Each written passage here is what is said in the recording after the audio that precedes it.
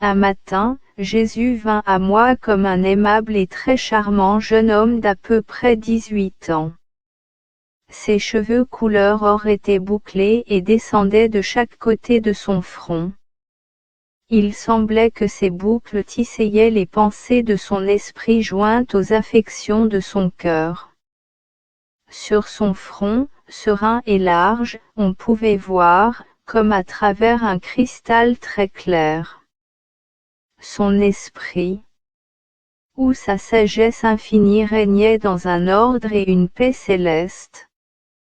Mon esprit devint clair et mon cœur tranquille à la vue de ce très charmant Jésus. L'effet fut tel et mes passions si réprimées que je ne ressentais pas le moindre trouble.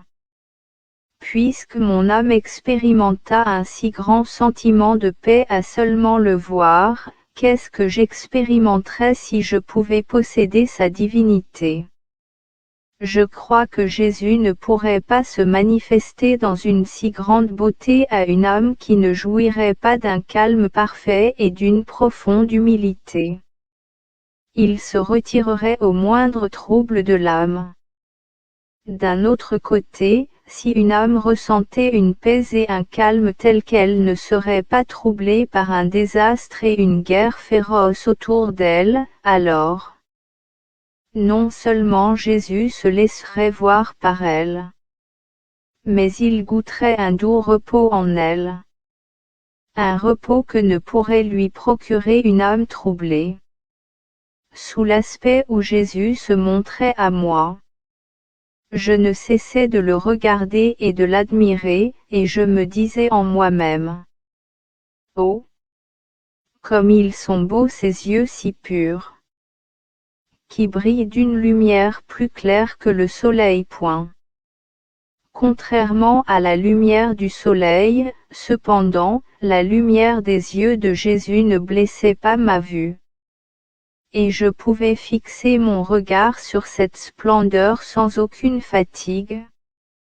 Bien au contraire, mes yeux en recevaient plus de force. On ne peut quitter des yeux ce mystérieux miracle de beauté qu'est le bleu foncé des pupilles de Jésus. Un regard venant de Jésus est suffisant pour être transporté hors de soi-même et pour faire parcourir les vallées, les plaines, les montagnes, les cieux ou les plus profonds abîmes de la terre pour le trouver. Un regard de Jésus est suffisant pour transformer l'âme en lui, et faire ressentir je ne sais quoi de sa divinité. Plusieurs fois, cela m'a fait m'exclamer: ô mon très beau Jésus, ô mon tout! Qu'est-ce que ce sera de jouir de ta vision béatifique sans le mélange de la souffrance? Toi qui, dans les quelques minutes où tu m'es apparu, as donné tant de paix à mon âme. Toi pour qui on peut endurer des torrents de souffrance, le martyre ou des épreuves humiliantes. Toi qui es habité par un mélange de peine et de plaisir dans une parfaite tranquillité d'esprit. Qui pourrait dire toute la beauté que dégage son adorable visage. Son aspect est comme de la neige teintée de la couleur de très belles roses. Il transpire une noblesse majestueuse et divine. Son apparence invite à la crainte et à la révérence, et aussi à la confiance. Son apparence est comme le blanc comparé au noir. Comme la douceur comparée à l'amertume. La confiance que pourrait inspirer une créature est une ombre comparativement au brillant soleil qu'est la confiance inspirée par Jésus. Oh! Oui! La confiance que Jésus inspire à l'âme transparaît sur sa sainte figure, si majestueuse, si aimable. Et l'amour qu'il dégage attire l'âme d'une manière qui ne lui laisse aucun doute quant à l'accueil qu'il lui offre.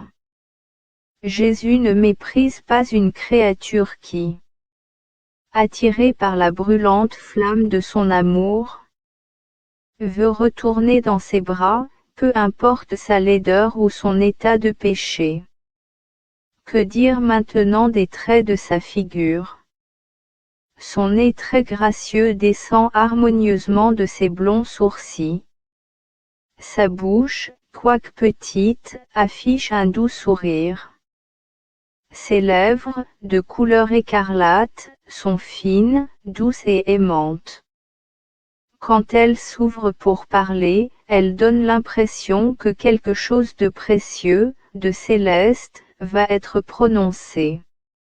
Sa voix exprime la douceur et les harmoniques du paradis, apte à enchanter les cœurs les plus récalcitrants. La voix de mon bien-aimé pénètre avec tant de douceur qu'elle touche chaque fibre du cœur de quiconque l'entend, et en moins de temps qu'il ne faut pour le dire. Elle ravit l'âme par ses accents chauds et stimulants. Elle est si plaisante que tous les plaisirs du monde sont néants, comparés à un seul mot sortant de sa bouche. Tous les plaisirs du monde ne sont que simulacres, comparés à sa douce voix. Elle est efficace et produit de grandes merveilles. Quand Jésus parle, il produit l'effet qu'il veut dans l'âme. Oh! Oui! La bouche de Jésus est radieuse. Elle est d'une beauté souveraine quand il parle. Alors peuvent être vues ses dents propres et bien proportionnées. Au cœur qui l'écoute avec affection, Jésus envoie du ciel un souffle d'amour palpitant, qui darde, enflamme et consume. Plus belles encore sont ses mains douces, blanches et délicates. Ses doigts, clairs et transparents, bougent avec dextérité et sont un véritable enchantement à voir quand il touche quelque chose. Oh! Comme tu es beau, totalement beau, mon doux et gracieux Jésus. Pardonne-moi de si pauvrement parler de ta beauté. Ce que j'ai dit n'est rien comparé à la réalité. D'une manière gaffeuse, j'ai essayé de décrire ta beauté, que même tes anges sont indignes et incapables de décrire adéquatement. C'est par la sainte obéissance que, de mon mieux, je l'ai fait. Si ma description n'a pas ton approbation, pardonne-moi. Blâme en premier lieu l'obéissance, parce que mes faibles essais ne font pas justice à ta beauté, j'en suis bien consciente.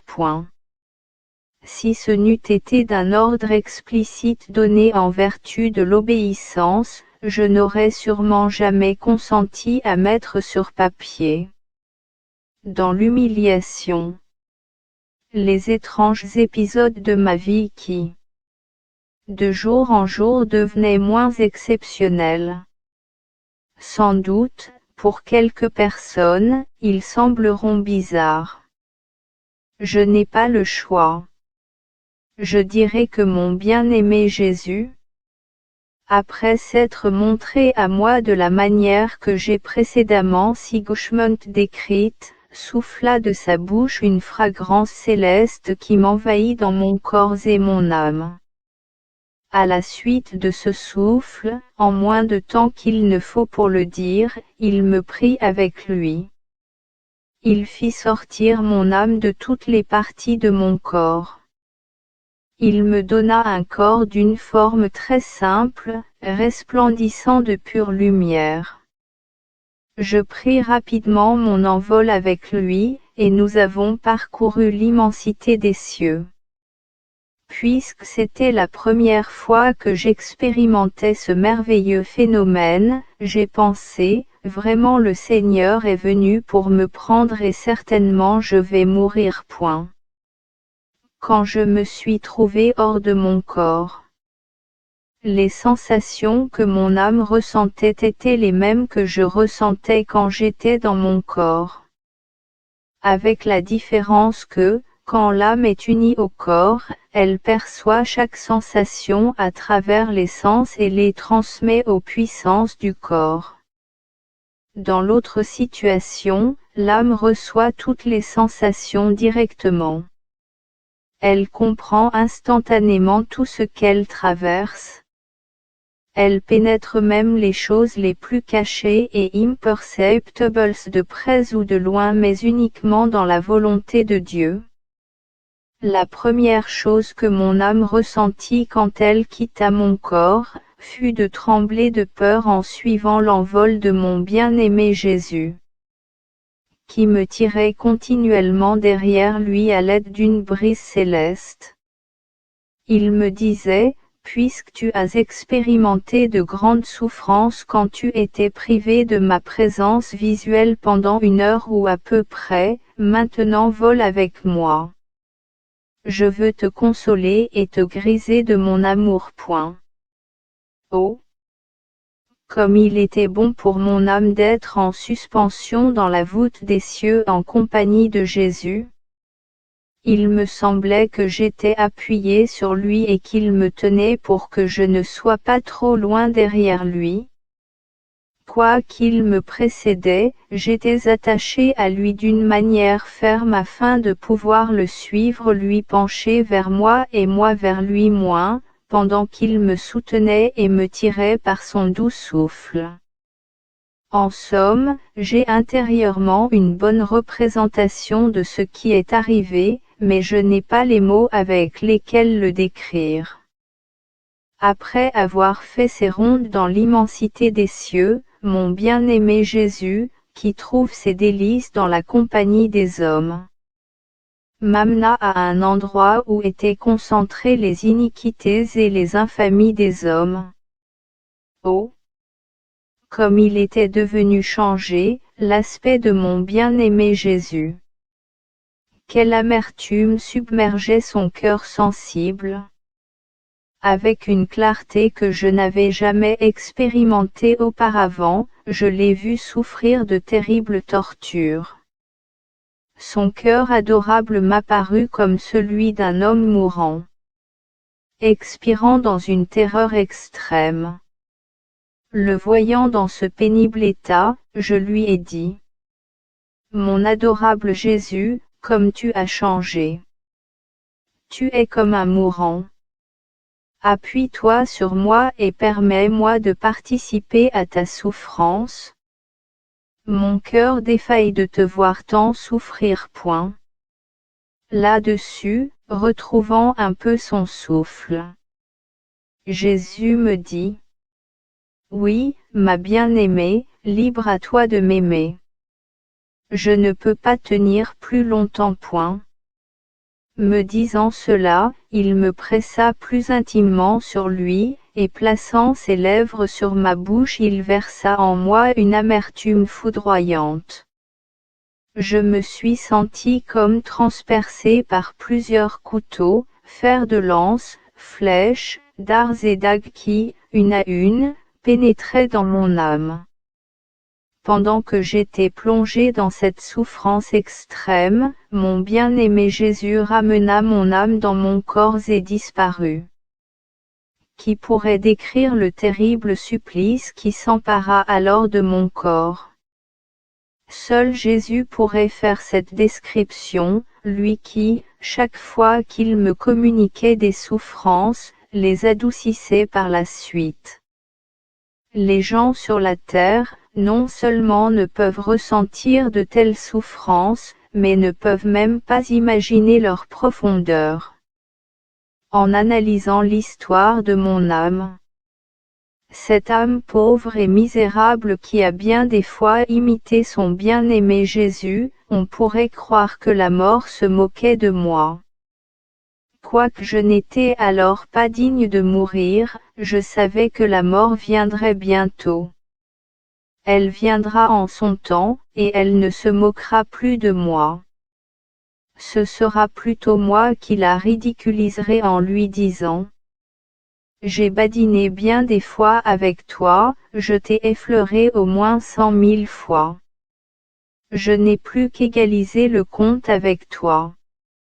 Je dis cela car, à bien des occasions, j'aurais quitté ce monde si ce n'eût été de Jésus, qui, après avoir communiqué directement d'atroces souffrances à mon âme, me réanimait, en m'attirant près de son cœur qui est vie pour moi, ou en me prenant dans ses bras qui sont force pour moi, ou en versant de sa bouche en moi un très doux élixir.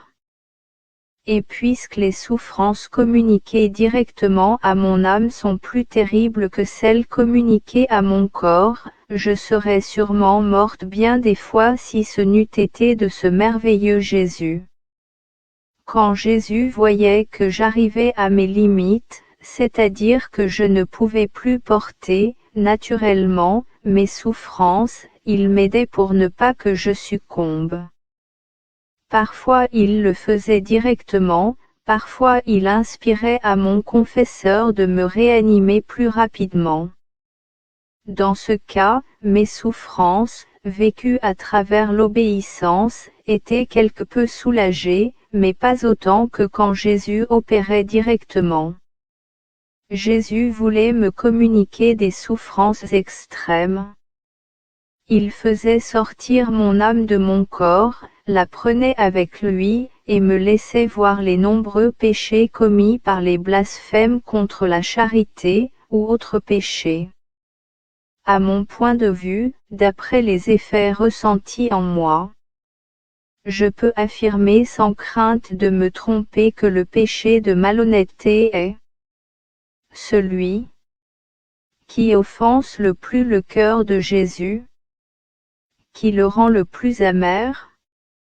Une fois, par exemple, alors que Jésus versait une petite part de son amertume en moi, j'ai ressenti que j'avalais quelque chose de nauséabond, de purulent et d'amer, qui pénétrait dans mon ventre et me donnait une haleine répugnante.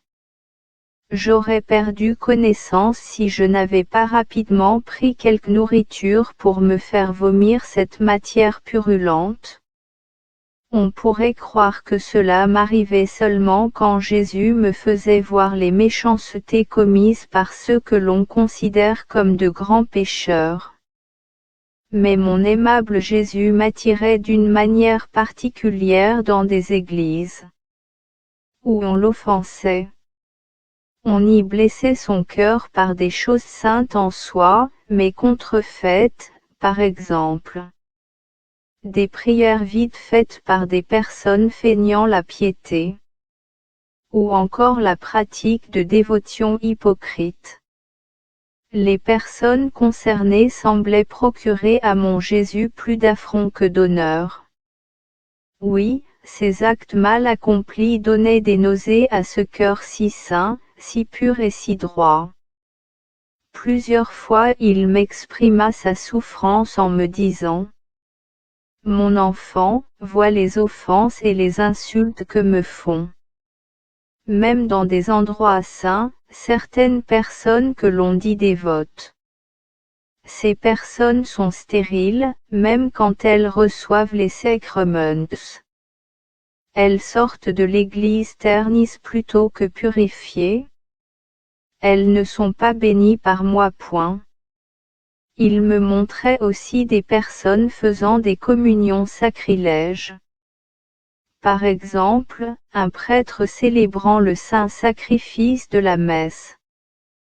Par habitude, dans un intérêt matériel et en état de péché mortel, je tremble en mentionnant cela. Parfois, Jésus me montrait des scènes si blessantes pour son cœur qu'elles le faisaient presque tomber en agonie. Par exemple, quand ce prêtre consomma la victime, Jésus fut forcé de quitter rapidement son cœur tout sali par les misères spirituelles. Et au moment où, par les paroles puissantes de la consécration, Jésus allait être appelé à descendre du ciel pour s'incarner dans l'hostie, il était dégoûté par l'hostie non encore consacrée, parce qu'elle était tenue par des mains impures et sacrilèges. Cependant, sans broncher, par l'autorité qui lui était donnée par Dieu, ce prêtre faisait descendre Jésus dans l'hostie. Pour ne pas manquer à sa promesse, Jésus s'incarnait dans cette hostie, qui, au préalable, suintait la pourriture de l'impureté, et qui, par la suite, dégoûtait du sang provoqué par un déicide. Comme il faisait pitié l'état sacramentel dans lequel Jésus m'apparut alors, il semblait vouloir fuir ses mains indignes. Mais, de par sa promesse, il était forcé de rester. Jusqu'à ce que la forme du pain et du vin soit consommée par un estomac, qui, dans le cas présent, était pour lui plus nauséabond encore que les mains indignes, qu'il avait touchées plusieurs fois auparavant. Quand la sainte hostie fut ainsi consommée, Jésus vint à moi en se lamentant. Oh! Mon enfant, laisse-moi verser une partie de mon amertume en toi. Je ne peux pas la retenir plus longtemps. Aie pitié de ma condition qui est devenue trop douloureuse. Prends patience, et souffrons un peu ensemble. Je lui répondis. Seigneur, je suis prête à souffrir avec toi. Oui, si la capacité m'était donnée de prendre toute ton amertume, je le ferais volontiers, de telle manière que je ne te vois pas souffrir. Jésus alors versa de sa bouche dans la mienne la part d'amertume que je pouvais porter, et me dit. Mon enfant, ce que j'ai versé en toi n'est rien, mais c'est tout ce que tu peux recevoir. Comme je désirerais que beaucoup d'autres âmes soient disposées à faire le même sacrifice que toi par amour pour moi. Ce n'est pas que je ne peux verser en eux toute l'amertume que contient mon cœur. C'est pour que je puisse goûter l'amour réciproque et bienveillant de mes enfants. Les mots ne peuvent pas exprimer l'amertume que Jésus versa en moi. Empoisonné, nauséabondé, soulevant le cœur par sa putréfaction. Même si je faisais tout pour la garder, mon estomac refusait de l'accepter. Une forte impulsion la faisait remonter à ma gorge. Mais à cause de mon amour pour Jésus, et avec le soutien de sa grâce, je ne l'ai pas rejeté. Qui pourrait décrire les souffrances qu'entraînaient en moi ces épanchements avec Jésus? Ils furent si nombreux que si je n'avais pas été soutenu, fortifié et revigoré par lui, j'aurais sûrement été victime de la mort bien des fois. Jésus versait en moi seulement une petite portion de l'amertume qu'il portait.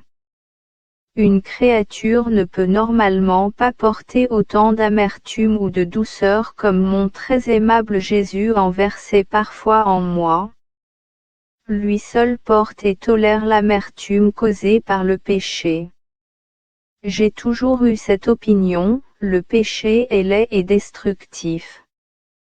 Si toutes les créatures ressentaient et reconnaissaient l'effet empoisonné et amer du péché, elles éviteraient le péché comme s'il était un monstre horrible émergeant de l'enfer.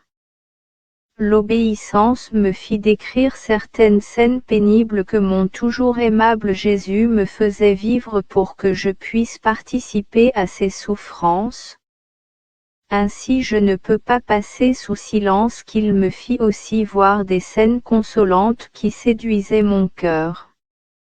De temps à autre, il me permettait de voir de bons et saints prêtres qui, avec ferveur et humilité, célébraient les mystères de la foi. Quand je voyais ces scènes, j'étais très souvent inspiré de dire à mon bien-aimé Jésus avec mon cœur tout rempli d'affection. Comme il est élevé, grand, excellent et sublime le ministère du prêtre auquel est donnée cette noble dignité. de non seulement s'affairer autour de toi, mais de t'immoler à ton Père éternel, comme victime de réconciliation, d'amour et de paix. J'étais consolé quand je regardais seul, ou aux côtés de Jésus, un saint prêtre célébrer la messe. Avec Jésus en lui, le célébrant me paraissait comme un homme transformé.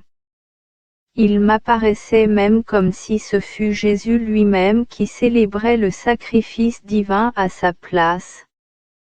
Il était extrêmement exaltant d'entendre Jésus réciter les prières de la messe avec autant d'onction, de le voir bouger et exécuter la sainte cérémonie avec autant de dignité. Ceci éveillait en moi une grande admiration pour un ministère aussi haut et aussi saint.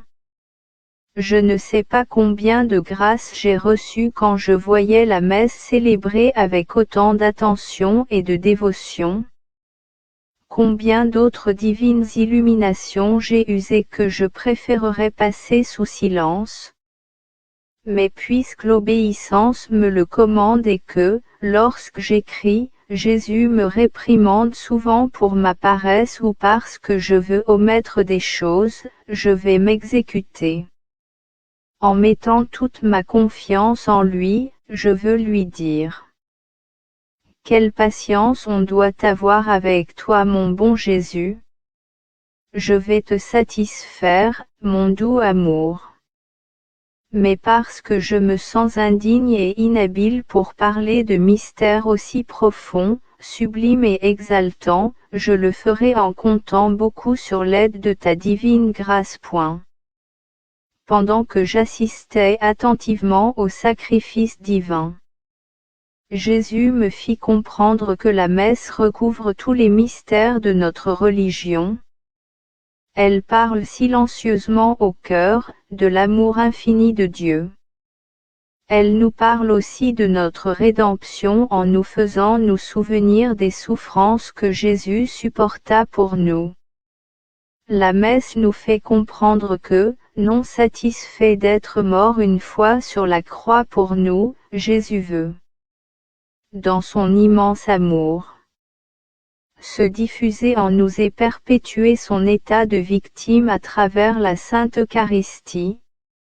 Jésus me fit aussi comprendre que la messe et la Sainte Eucharistie sont un rappel perpétuel de sa mort et de sa résurrection, qu'il nous donne le remède parfait pour notre vie mortelle et qu'ils nous disent que nos corps, qui seront désintégrés et réduits en cendres par la mort, ressusciteront pour la vie éternelle au dernier jour. Pour les bons, ce sera pour la gloire. Pour les méchants, ce seront les tourments. Ceux qui n'ont pas vécu avec le Christ ne ressusciteront pas en lui. Les bons qui ont été intimes avec lui pendant leur vie, auront une résurrection similaire à la sienne. Il me fit bien comprendre que la chose la plus consolante du saint sacrifice de la messe est Jésus vu dans sa résurrection. Cela est supérieur à n'importe quel autre mystère de notre sainte religion. Au même titre que sa passion et sa mort, sa résurrection est renouvelée mystiquement sur nos autels quand la messe est célébrée. Sous le voile du pain sacramentel, Jésus se donne lui-même aux communiants pour être leur compagnon au long du pèlerinage de leur vie mortelle. Par le moyen de la grâce provenant du sein de la Sainte Trinité, il donne la vie qui dure toujours à ceux qui participent, corps et âme, au sacrement de l'Eucharistie. Ces mystères sont si profonds que nous ne pourrons les comprendre entièrement que dans notre vie immortelle. Cependant, dès maintenant, dans le sacrement, Jésus nous donne de plusieurs manières presque tangiblement un avant-goût de ce qu'il nous donnera dans le ciel. La messe nous dispose à la méditation sur la vie, la passion, la mort et la résurrection de Jésus. L'humanité du Christ. À travers les vicissitudes de sa vie terrestre, s'est réalisée en 33 années, mais, dans la messe, mystiquement et dans une brève période de temps, elle est renouvelée dans l'état d'anéantissement des espèces sacramentelles. Ces espèces contiennent Jésus dans l'état de victime, de pesée, d'amour propitiatoire, jusqu'au moment où elles sont consommées par un humain. Après cette consommation, la présence sacramentelle de Jésus n'existe plus dans le cœur.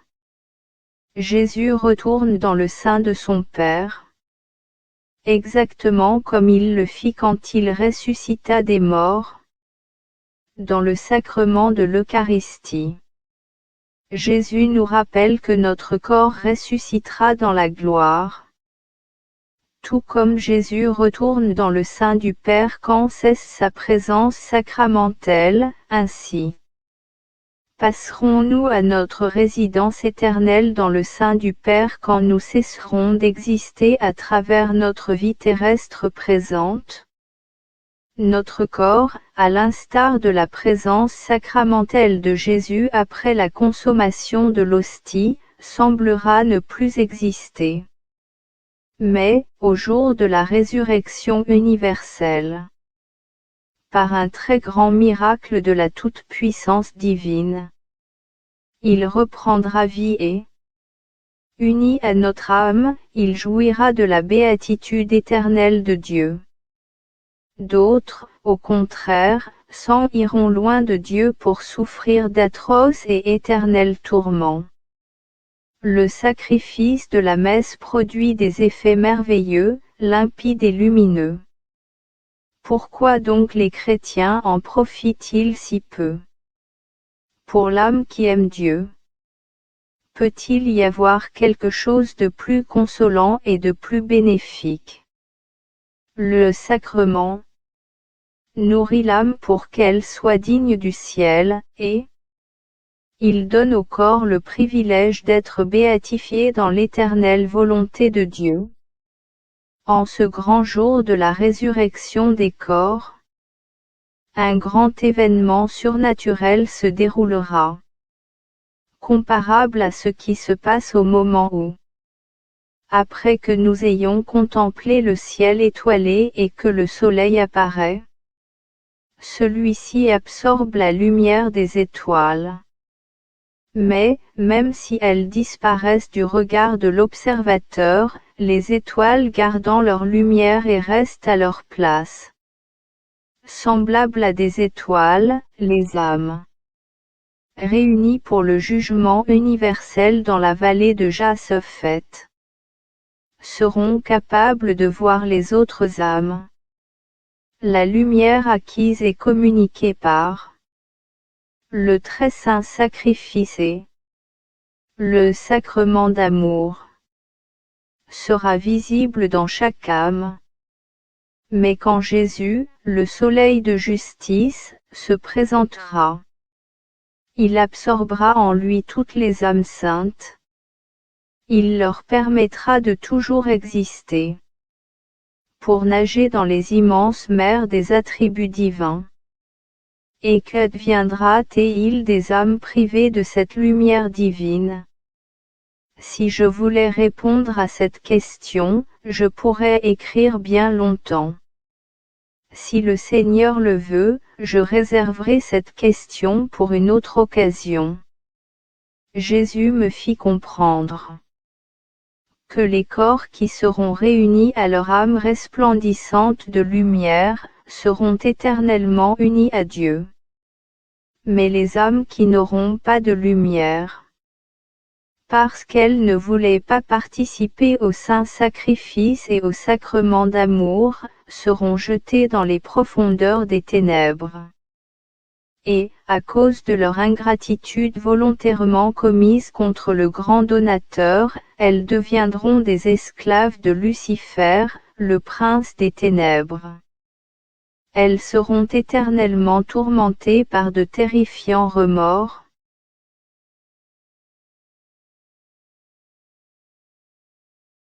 Tournée de la création. Dans la sainte divine volonté, j'entre en vous Seigneur Jésus et je me transforme en vous Seigneur Jésus. Pendant cette fusion, j'entre dans la vie de chaque homme, d'Adam jusqu'au dernier, et je lis ma prière à chacun d'eux. Je lis aussi ma prière à tout ce qui suit. 1. Au soleil et à tous les corps célestes de l'univers. 2. À chaque photone d'énergie et de lumière de tous les soleils de l'univers qui ont existé, existent ou existeront. 3. À chaque plante qui a existé, existe ou existera. 4. À chaque fleur qui a existé, existe ou existera. 5. À chaque brin d'herbe et à chaque feuille qui ont existé, existent ou existeront. 6. À chaque goutte d'eau qui a existé, existe ou existera. 7. À chaque molécule d'air qui a existé, existe ou existera. 8. À chaque animal, oiseau, poisson et insecte qui ont existé, existent ou existeront. 9. À chaque mouvement de chaque créature qui a existé, existe ou existera. 10. Au son fait par chaque créature qui a existé, existe ou existera. 11. À chaque molécule de la création qui a existé, existe ou existera. 12. À chaque respiration de chaque créature qui a existé, existe ou existera. 13. À chaque battement de cœur de chaque créature qui a existé, existe ou existera. 14. À chaque ouvrage de chaque créature qui a existé, existe ou existera. 15. À chaque pensée de chaque créature qui a existé, existe ou existera. 16. À chaque pas de chaque créature qui a existé, existe ou existera. 17. À chaque prière qui a été dite, est dite ou sera dite. 18. Aux réparations liées à tout ce qui est mentionné ci-dessus. 19. Au fiat de Dieu à tout ce qui est mentionné ci-dessus. 20. Au fiat de Luisa à tout ce qui est mentionné ci-dessus. De plus, ô Père. 21. Je joins un je t'aime avec ta volonté à chaque chose mentionnée ci-dessus. 22. Je joins une prière de contrition à chaque chose mentionnée ci-dessus. 23. Je joins une prière d'intercession pour la conversion des pécheurs à chaque chose mentionnée ci-dessus. 24. À chaque chose mentionnée ci-dessus, je joins le vœu que se manifeste tout ce qui manque à la gloire de Dieu à cause de la volonté humaine. 25. J'offre tous mes battements de cœur et respiration d'aujourd'hui pour le salut des âmes. 26. Je lis ma prière à chaque proton, neutron et électron de la création. 27. Je lis ma prière au vent qui souffle et répand la divine fraîcheur. Tournée de la rédemption. Dans la sainte divine volonté, j'entre en vous Seigneur Jésus et je me transforme en vous Seigneur Jésus. Pendant cette fusion, j'entre dans la vie de chaque homme, d'Adam jusqu'au dernier, et je lis ma prière à chacun d'eux. Je lis aussi ma prière à tout ce qui suit. 1. Aux respirations de notre Seigneur, de Notre-Dame et de Saint Joseph sur la terre. 2. Au soupir de notre Seigneur, de Notre-Dame et de Saint Joseph sur la terre. 3. Au pas de notre Seigneur, de Notre-Dame et de Saint Joseph sur la terre.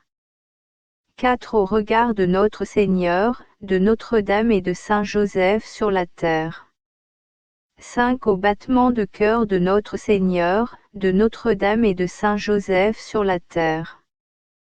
6. Aux larmes de joie de notre Seigneur, de Notre-Dame et de Saint Joseph sur la terre. 7 aux larmes d'amertume de notre Seigneur, de Notre-Dame et de Saint Joseph sur la terre. 8 aux prières de notre Seigneur, de Notre-Dame et de Saint Joseph sur la terre. 9 aux pensées de notre Seigneur, de Notre-Dame et de Saint Joseph sur la terre. 10 aux souffrances de notre Seigneur, de Notre-Dame et de Saint Joseph sur la terre.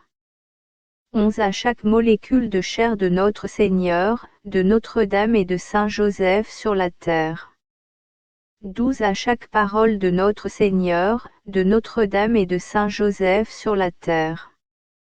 13 à chaque languissement de notre Seigneur, de Notre-Dame et de Saint Joseph sur la terre.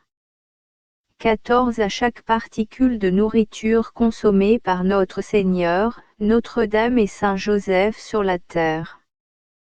15 à toutes les souffrances de notre Seigneur, Notre-Dame pendant que notre Seigneur était dans le sein de sa mère. 16 à chaque acte de notre Seigneur, de Notre-Dame et de Saint Joseph sur la terre. 17 à tous les échanges faits par notre Seigneur, Notre-Dame et Saint Joseph durant leur vie terrestre. 18 à chaque acte divin accompli par notre Seigneur et Notre-Dame durant leur vie terrestre.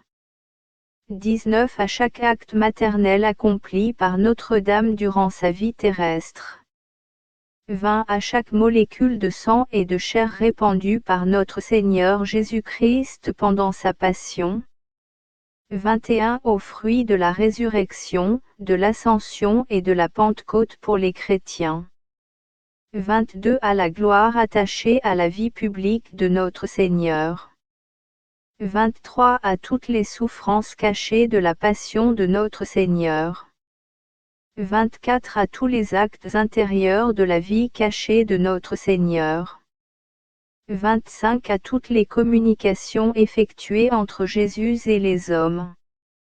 26 aux réactions émotives à la passion vécue par les créatures depuis Adam jusqu'au dernier homme. 27 aux réactions émotives à la passion vécue par les créatures célestes. 28 aux réparations pour les méfaits des ennemis de notre Seigneur sur la terre.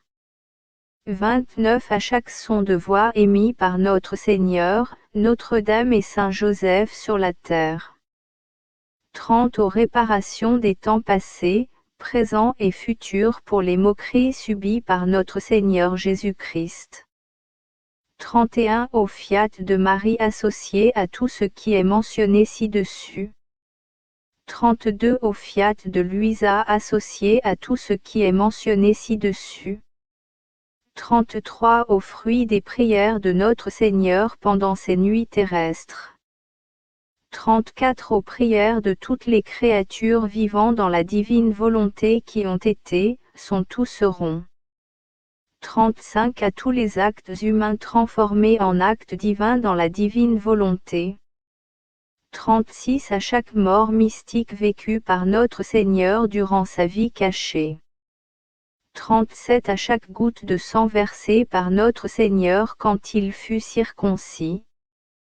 38 à chaque larme versée par notre Seigneur, Notre-Dame et Saint Joseph pendant la circoncision. 39 à toutes les vies divines formées par les actes de Notre-Dame durant sa vie terrestre. 40 à toutes les vies divines formées par les actes des enfants de la divine volonté qui ont été, sont ou seront. Ô Seigneur Jésus. 41 Je vous dis un je vous aime avec votre volonté pour chaque chose mentionnée ci-dessus. 42 Je greffe une prière de contrition à chaque chose mentionnée ci-dessus. 43 Je vous rends grâce pour votre fiat prononcé en faveur des hommes. 44 Je vous offre réparation pour le rejet de votre volonté par les hommes qui agissent avec leur propre volonté. 45 Je réclame une âme à chacun des battements de mon cœur et à chacune de mes respirations de ce jour. 46 Que cette prière répare pour tous les péchés commis contre vous. 47 Honneur et gloire à la divine volonté pour chaque chose mentionnée ci-dessus. Ô la fécondité de tous ses actes. Pas même la créature qui les fait peut l'évaluer. Notre Seigneur Jésus à Luisa, le 25 avril 1922. Tournée de la sanctification. Dans la sainte divine volonté, j'entre en vous Seigneur Jésus et je me transforme en vous Seigneur Jésus. Pendant cette fusion, j'entre dans la vie de chaque homme, d'Adam jusqu'au dernier, et je lis ma prière à chacun d'eux. Je lis aussi ma prière à tout ce qui suit. 1. Au sacrement du baptême et aux saintes pratiques s'y rattachant qui auraient dû être observées, l'ont été, le sont ou le seront. 2. Au sacrement de la confirmation et aux saintes pratiques s'y rattachant qui auraient dû être observées, l'ont été, le sont ou le seront. 3. Au sacrement du mariage et aux saintes pratiques s'y rattachant qui auraient dû être observées, l'ont été, le sont ou le seront. 4. Au sacrement de l'Eucharistie et aux saintes pratiques s'y rattachant qui auraient dû être observées, l'ont été, le sont ou le seront. 5. Au sacrement de l'ordre et aux saintes pratiques s'y rattachant qui auraient dû être observées, l'ont été, le sont ou le seront. 6. Au sacrement de la réconciliation et aux saintes pratiques s'y rattachant qui auraient dû être observées, l'ont été, le sont ou le seront. 7. Au sacrement des malades et aux saintes pratiques s'y rattachant qui auraient dû être observées, l'ont été, le sont ou le seront. 8. Aux interventions passées, présentes ou futures de l'Esprit Saint. 9. À chaque mot de chaque messe qui aurait dû être dite, l'a été, l'est actuellement ou le sera. 10. Au fiat de Marie relié à tout ce qui est mentionné ci-dessus. 11. Au fiat de Luisa relié à tout ce qui est mentionné ci-dessus. Au Seigneur Jésus. 12. J'associe un je vous aime avec votre volonté pour chaque chose mentionnée ci-dessus. 13. J'associe une prière de contrition à chaque chose mentionnée ci-dessus. 14. Honneur et gloire à la divine volonté pour chaque chose mentionnée ci-dessus. 15. Je fais une prière de réparation et de contrition pour chaque avortement qui a été, et tout sera perpétré. 16. Je réclame des âmes à chacun des battements de mon cœur et à chacune de mes respirations de ce jour. Je répare pour 17. Les abus reliés au sacrement du baptême qui ont été commis, sont commis actuellement ou le seront. 18. Les abus reliés au sacrement de la confirmation qui ont été commis, sont commis actuellement ou le seront. 19. Les abus reliés au sacrement du mariage qui ont été commis, sont commis actuellement ou le seront. 20. Les abus reliés au sacrement de l'Eucharistie qui ont été commis, sont commis actuellement ou le seront. 21. Les abus reliés au sacrement de l'ordre qui ont été commis, sont commis actuellement ou le seront. 22. Les abus reliés au sacrement de la réconciliation qui ont été commis, sont commis actuellement ou le seront. 23. Les abus reliés au sacrement des malades qui ont été commis, sont commis actuellement ou le seront. 24. Les fautes contre les 10 commandements de Dieu qui ont été commises, sont commises actuellement ou le seront. Celles-ci sont les paroles écrites par Bernadette Soubirous sur cette 5e page. Encore une fois, cela a été traduit j'ai quelque part la version française, mais vous m'avez pris au dépourvu, donc je vais traduire simultanément l'espagnol au français. Vous êtes gentil. Je prie pour votre indulgence. Ce sont les paroles de Bernadette Soubirous. Votre sainteté. C'était une lettre qui était adressée au pape de l'époque. La Vierge m'a dit que quand le XXe siècle passera, le XXe siècle sera l'ère de la science. Ce sera une nouvelle ère de la foi qui également se réveillera partout dans le monde. Il se démontrera que effectivement notre Seigneur a été celui qui a créé le monde et l'homme. Et cela sera le début de la fin scientifique, et que les gens commenceront à cesser de croire en eux. Des millions de personnes se convertiront au christianisme. Au fur et à mesure que le nombre de croyants augmente, le pouvoir de l'Église augmentera également comme en jamais auparavant. Cependant, il y aura d'innombrables quantités de chrétiens qui tourneront le dos à la science, à l'arrogance des docteurs qui utiliseront leurs connaissances scientifiques pour créer une abomination. Ces médecins ou ces scientifiques trouveront les moyens pour combattre pour manipuler l'essence d'un homme et de le mélanger et de l'utiliser dans l'emploi de l'essence de l'animal. Les gens,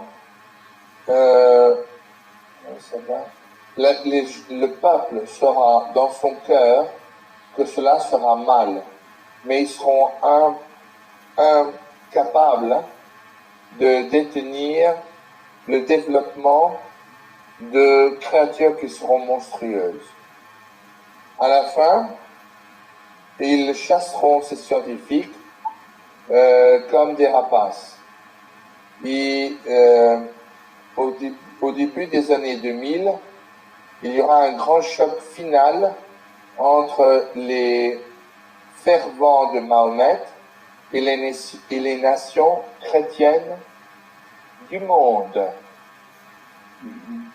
Il y aura une bataille furieuse qui fera périr 5 650 451 soldats, et une bombe de grande puissance tombera dans une grande ville en Perse.